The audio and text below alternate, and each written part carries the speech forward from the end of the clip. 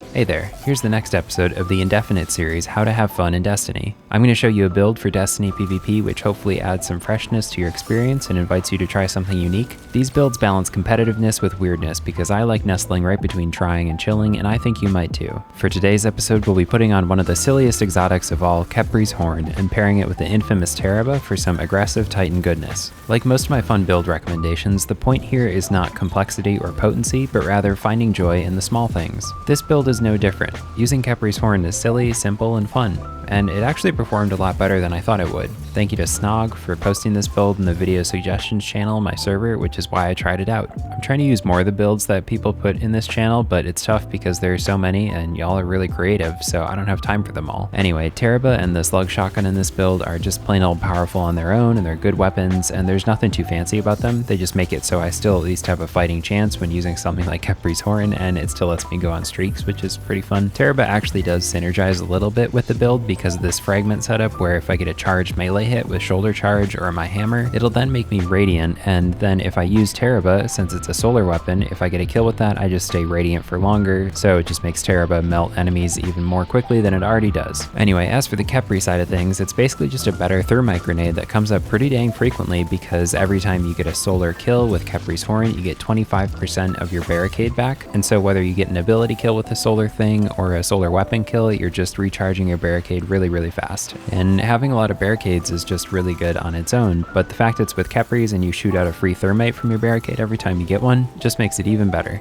Finally, it's just pretty silly when it works out, which keeps things lighthearted and enjoyable and lets me focus on the thing I really care most about with these builds, getting funny or cool clips and just having a good time. Okay, before I keep gushing about this build, let's go live to the studio and I'll walk you through it.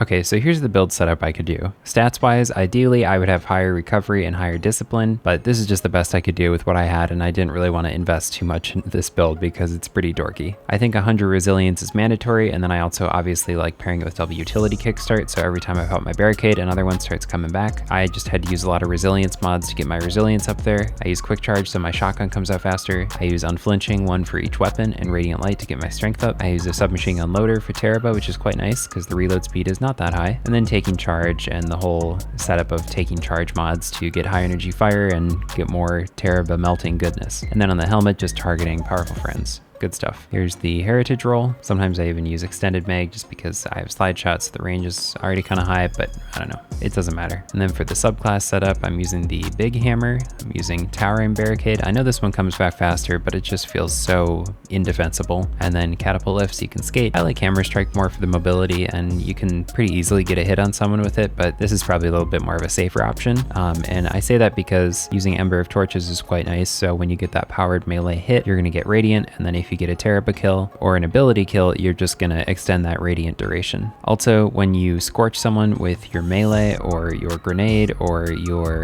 Khepri, then defeating that target gets you melee energy back, which is good for starting this whole cycle over again. And then this one is just nice because every time you're scorching those targets and killing them and all that good stuff, you're getting your wall back faster, and then that means more Khepri. Anyway, aspect wise, Soul Invictus and Roaring Flames. You could also go Consecration if you really want to play into the whole like thermites, Khepris, like just sending out big waves of things. That could be pretty fun. But if you want to be a little bit more competitive, I think these two are probably the way to go. Again, stats wise, kind of sucks, but no big deal. Just do what you can and make sure you have 100 resilience. Oh, and then armor ornament wise, these are just the horniest looking things I could, god damn it, wait.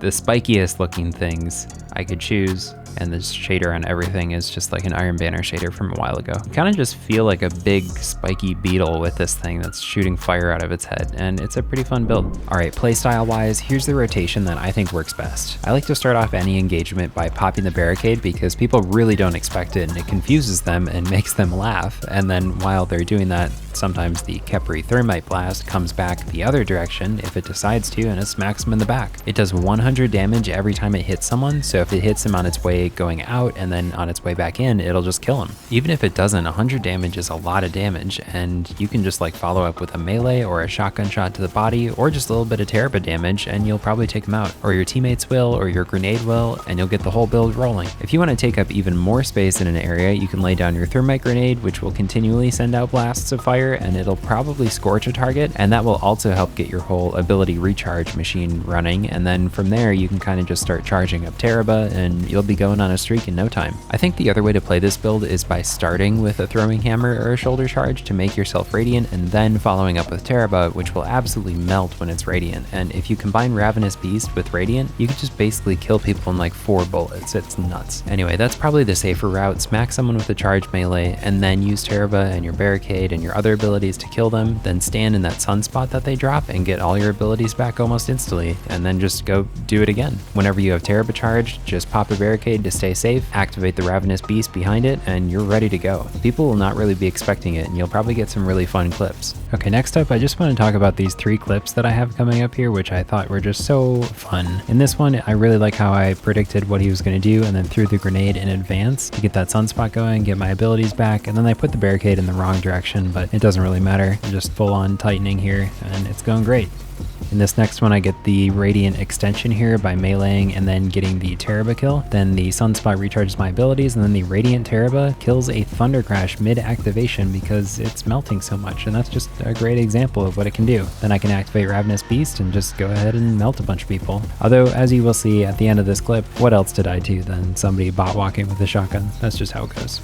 And then in this next one, I just thought it was some good Teraba action because it was showing how this build, even if you're not really getting anything going with khepris, it's still really powerful just because you're stacking up hits with Teraba and you don't even need kills or anything or damage with anything. You just kind of need like hits with the Teraba bullets, and it's just going to charge up really fast, and then you can go on a streak and it's a good time. I actually did get a khepri kill in this one, but point being, Teraba is amazing and you can rely on it even when khepris isn't doing anything. Okay, back to the playstyle.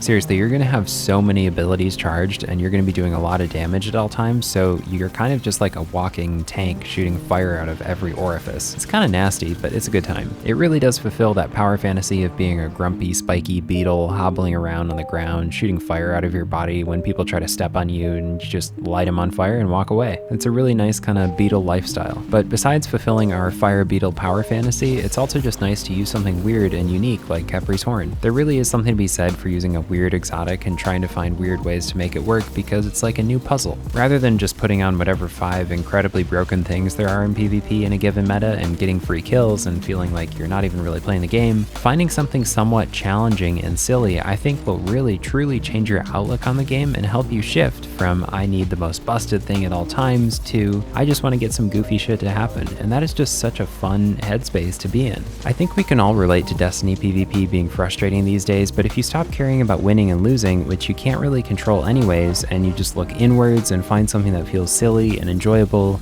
you're gonna have a way better time with this game. And I think that's well worth it because life is short, and treating Destiny like some sort of competitive situation with money on the line that you have to really take seriously is just an absolutely ridiculous thing to do, and you're just setting yourself up for failure when you do that. Khepri's Horn leaves all that jazz behind and lets you be a big goofy fire beetle, and I love it. It's a notoriously memed on exotic, but I think true Khepri fans understand it's actually pretty good, and more than anything, it's just some good old-fashioned fun.